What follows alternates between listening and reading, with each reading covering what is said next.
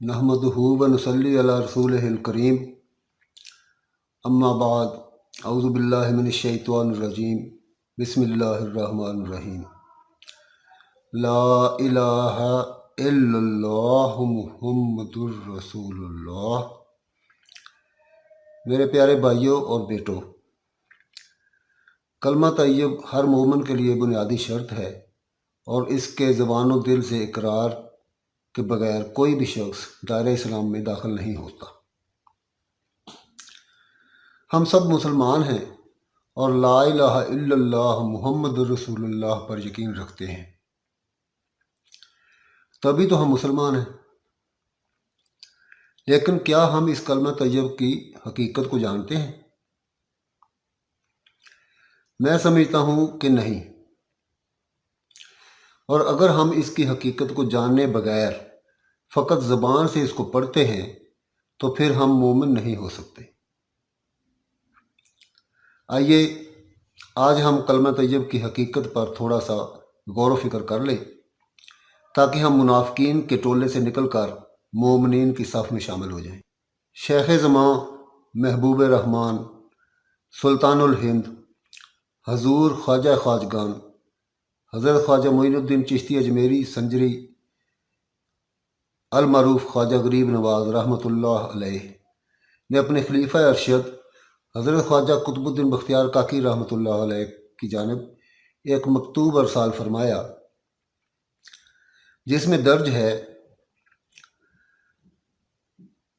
मुहिब हमराज अहले यकीन बरादरम ख्वाजा कुतुबुद्दीन देहलवी रब्बुल आलमीन हर काम में तुम्हारी रहनुमाई फरमाए। आज जानिब फ़कीर मोइनुद्दीन चिश्ती।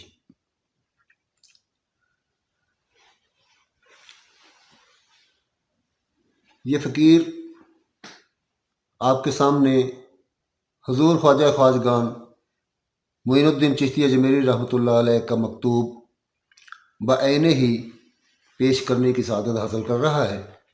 आप अपने मकतूब में इरशाद फरमाते हैं कि वाज़े हो कि तौहीद के चंद नुक्ते और हदायत की चंद रमूज़ व असरार बारगाह रिसालत मआद आ हज़रत अहमद मुज्तबा मोहम्मद मुस्तफ़ा सल्लल्लाहु अलैहि वसल्लम से खाकसार को बतौर फैज़ रूहानी हासिल हुए हैं, जिन पर मेरा कुल्ली एतमाद और पूरा पूरा एतकाद है। इन्हें गोशे होश से सुनो। एक रोज़ का वाक़या है कि हज़रत सल्लल्लाहु अलैहि वसल्लम हज़रत अबू बकर, हज़रत उस्मान, हज़रत अली, हज़रत इमाम हसन, हज़रत इमाम हुसैन, हज़रत अबू हुरैरा, हज़रत अनस, हज़रत अब्दुल्ला बिन मसूद, हज़रत खालिद, हज़रत बिलाल व दीगर असहाब रिज़वानुल्लाह ताला अलैहिम अजमाइन से खिताब फरमाकर रमूज़ो असरार हकीक और हक़ाइक़ो दक़ाइक़ मार्फत बयान फरमा रहे थे। लेकिन अमीरुल मोमिनीन हज़रत उमर रज़ी अल्लाह अन्हु इस मजलिस शरीफ में हाज़िर ना थे।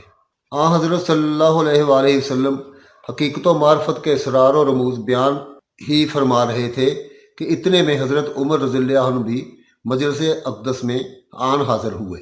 पैगम्बर खुदा सल्लल्लाहु अलैहि वसल्लम ने अपनी ज़बान मुबारक को मुखातब करके फरमाया कि ए ज़बान, अब बस कर दे। बाज़ असहाबा कराम को ताज्जुब हुआ और इनके दिल में यह ख्याल पैदा हुआ कि शायद हज़रत सल्लल्लाहु अलैहि वसल्लम हज़रत उमर रज़ी अल्लाह अन्हु को ये हक़ाइक़ को मुआरफ़ बताना नहीं चाहते।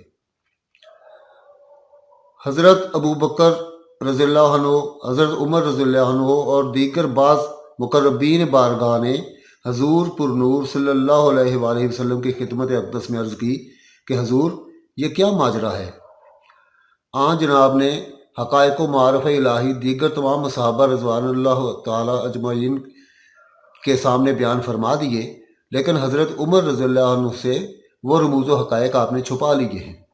जनाब सैयदुल मुरसलीन सल्लल्लाहु अलैहि वसल्लम ने तमाम सहाबा रिज़वानुल्लाह अलैहिम से मुखातब होकर इरशाद फरमाया कि मैंने उमर रज़ियल्लाहु अन्हु से रमूज़ व इसरार बातनी को छुपाया नहीं है, बल्कि बात यह है کہ شیر خوار بچے کو اگر مرغن حلوہ اور گوشت وغیرہ ثقیل غذا کھلائی جائے تو اسے مضر پڑتی ہے، لیکن جب بچہ بالغ ہو جاتا ہے تو کھانے پینے کی کوئی چیز اسے نقصان نہیں پہنچاتی۔ حضرت رسالت مآب صلی اللہ علیہ وآلہ وسلم حضرت عمر رضی اللہ عنہ کی باطنی استعداد و قابلیت کے موافق ان سے دیگر اسرار و معرفت بیان فرمانے لگے۔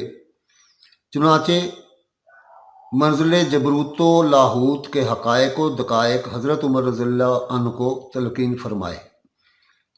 حضور صلی اللہ علیہ وآلہ وسلم نے فرمایا، اے عمر، من عرف اللہ لا یقول اللہ ومن یقول اللہ ما عرف اللہ، یعنی جس شخص کو معرفت الہی حاصل ہو جاتی ہے اس کو منہ سے اللہ اللہ کہنے کی ضرورت نہیں رہتی، اور جو منہ سے اللہ اللہ کرتا ہے تو سمجھ لو کہ ابھی اسے معرفت الہی نصیب نہیں ہوئی۔ حضرت عمر رضی اللہ عنہ نے عرض کیا کہ حضرت یہ کیسی معرفت ہے کہ بندہ اپنے مالک کا نام ہی نہ لے اور اس کی یاد کو ترک کر بیٹھے۔ سرکار دو عالم صلی اللہ علیہ وآلہ وسلم نے جواب دیا کہ ارشاد خداوندی ہے، وَهُوَ مَعَكُمْ أَيْنَ مَا كُنْتُمْ، یعنی جہاں کہیں تم ہو وہیں خدا تعالیٰ تمہارے ہمراہ ہے۔ پس اے عمر رضی اللہ عنہ، جو ہر وقت ہمراہ ہو اور کسی وقت نظر سے اوجھل نہ ہو، اس کا یاد کرنا کیوں کر ضروری ہے؟ حضرت عمر رضی اللہ عنہ نے عرض کیا کہ اللہ تعالیٰ ہمارے ہمراہ کہاں ہے؟ سرکار دو عالم صلی اللہ علیہ وآلہ وسلم نے جواب میں ارشاد فرمایا کہ بندہ کے دل میں۔ حضرت عمر رضی اللہ عنہ نے عرض کی کہ بندہ کا دل کہاں ہے؟ حضور اکرم صلی اللہ علیہ وآلہ وسلم نے فرمایا کہ قالب انسان میں، لیکن یاد رہے کہ دل دو قسم کا ہوتا ہے، ایک دل مجازی، دوسرا دل حقیقی۔ اے عمر، حقیقی دل وہ ہے جو نہ داہنی طرف ہے نہ بائیں جانب، نہ اوپر کی طرف ہے نہ نیچے کی طرف، نہ دور ہے نہ نزدیک۔ لیکن اس حقیقی دل کی شناخت کوئی آسان کام نہیں ہے۔ یہ محض ان مقربان الہی کا حصہ ہے جو حضور الہی میں ہمیشہ مستغرق رہتے ہیں، کیونکہ مومن کامل در حقیقت عرش ہی ہوتا ہے۔ حدیث دل اگر گویم امید دفتر نمی گنجد، کمال وصف دل ہرگز و بحر و بر و نمی گنجد، بیا اے طالب صادق بحال خویش خوش بنگر، کہ او در عالم آمد کے پائے سر نمی گنجد۔ اور یہ قرب و حضور بجز صحبت مرشد کامل کی حاصل نہیں ہو سکتا۔ کامل لوگ اور طالبان سوال و جواب نہیں کیا کرتے، بلکہ وہ خاموش اور باادب رہتے ہیں۔ چنانچہ جناب رسالت مآب صلی اللہ علیہ وآلہ وسلم نے ارشاد فرمایا، قلب المومن حاضرۃ من ذکر الخفی قصو ای ان مقام ذکر الخفی فہو میت۔ مومن کے دل میں ذکر خفی ہر وقت موجود رہتا ہے، لہٰذا اسے حیات جاودانی حاصل ہوتی ہے، اور مسلم کا دل خفی ذکر سے چونکہ غافل ہوتا ہے، اس لیے وہ در حقیقت مردہ شمار ہوتا ہے۔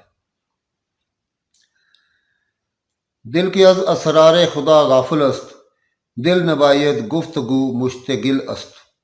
پھر حضرت عمر رضی اللہ عنہ نے سوال کیا کہ یا رسول اللہ صلی اللہ علیہ وآلہ وسلم، مومن اور مسلم میں کیا فرق ہے؟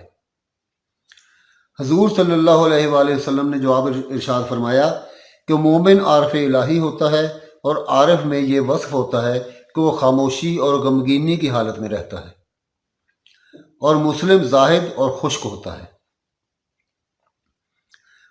اس کے بعد جناب سرور کائنات صلی اللہ علیہ وآلہ وسلم نے ارشاد فرمایا، لیس المؤمنون یجمعون فی المساجد ویقولون لا الہ الا اللہ۔ مومن وہ نہیں جو مسجد میں جمع ہوتے ہیں اور زبانی طور پر لا الہ الا اللہ کہتے ہیں۔ اے عمر رضی اللہ عنہ، ایسے کلمہ گو کوچا حقیقت سے بے بہرہ اور بے خبر ہیں، یہ مومن نہیں بلکہ منافق ہیں، کیونکہ زبان سے تو کلمہ لا الہ الا اللہ کا اقرار کرتے ہیں، لیکن کلمہ کے اصل معنی سے ناواقف ہیں۔ انہیں خاک بھی پتہ نہیں کہ کلمہ سے اصل مقصود کیا چیز ہے، یعنی لا الہ الا اللہ تو کہہ لیتے ہیں، لیکن ان کو کیا خبر کہ نیست سے کیا مراد ہے اور ہست سے کیا۔ ایسا شکی طور پر کلمہ کہنا شرک ہے، اور شرک و شک عین کفر ہے۔ ایسے کلمہ کو کافر کہلاتے ہیں کیونکہ انہیں یہ نہیں معلوم کہ کلمہ میں کس کی نفی مراد ہے اور کس کا اثبات۔ حضرت عمر رضی اللہ تعالیٰ عنہ نے عرض کی کہ پھر کلمہ طیبہ کا اصل مقصد کیا ہے؟ جناب سید المرسلین صلی اللہ علیہ وآلہ وسلم نے فرمایا کہ کلمہ کے معنی یہ ہیں کہ سوائے ذات وحدہ لا شریک کے دنیا میں کوئی موجود نہیں ہے، اور محمد صلی اللہ علیہ وآلہ وسلم مظہر خدا ہیں۔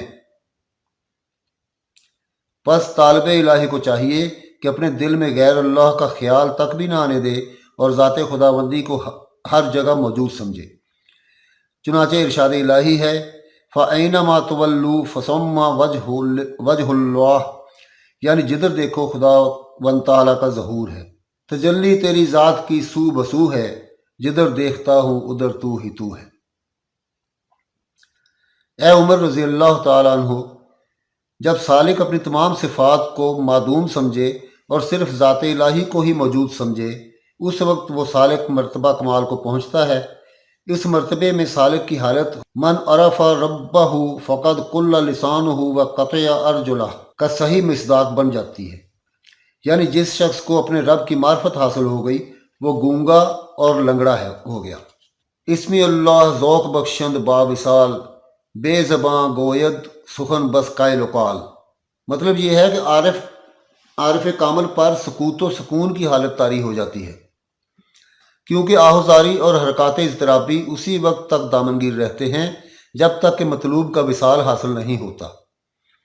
جب طالب کو مطلوب مل جائے تو لازمی امر ہے کہ جو آہو فگاں اور حرکات مضطربانہ طلب کی حالت میں اسے دامنگیر رہتے تھے، ان سب کا سلسلہ ختم ہو کر اس کی حالت دیگر گوں ہو جائے، اور بجائے آہو بقا اور کل کوئی اضطراب کے اسے نہایت دل جمی اور سکوت و سکون حاصل ہو جائے۔ جبھی تو عارف کامل صحیح معنوں میں شہنشاہ ہو جاتا ہے۔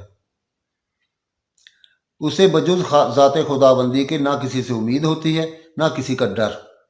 ایسے ہی لوگوں کے حق میں ارشاد باری ہے لا خوف علیہم ولا هم یحزنون، یعنی اولیاء اللہ کو نہ کسی کا خوف ہوتا ہے نہ کسی کا غم۔ عارف کامل کی حالت یاد الہی سے گزر جاتی ہے۔ اے عمر، یقین جانو کہ جب تک سالک غیر اللہ کا وجود تک بھی اپنے دل سے نہ نکال دے، تب تک ایک قدم بھی منزل عرفان کی راہ پر نہیں رکھ سکتا، اور نہ ہی عارف کامل بن سکتا ہے، کیونکہ یاد بھی ایک قسم کی دوئی ہے، اور دوئی عارفین کے نزدیک عین کفر ہے۔ یہ ہے کلمہ طیبہ کی حقیقت۔ تو میرے پیارے بھائیوں، اہل فنا کو نام سے ہستی کے ننگ ہے، لوہے مزار پر میری چھاتی پہ سنگ ہے، فارغ ہو بیٹھ فکر سے دونوں جہاں کی، خطرہ جو ہے سو آئینہ دل پہ زنگ ہے۔ جب تک اس حقیقت تک نہ پہنچے اس وقت تک طالب سچا موحد نہیں ہو سکتا، اور اپنے دعوی موحدیت میں سراسر جھوٹا ہے۔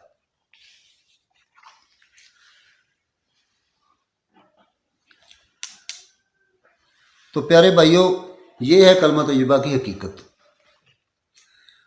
اب ہم سب پر لازم ہے کہ ہم خود پر غور و فکر کریں کہ ہم اس ضمن میں خود کو کہاں پاتے ہیں۔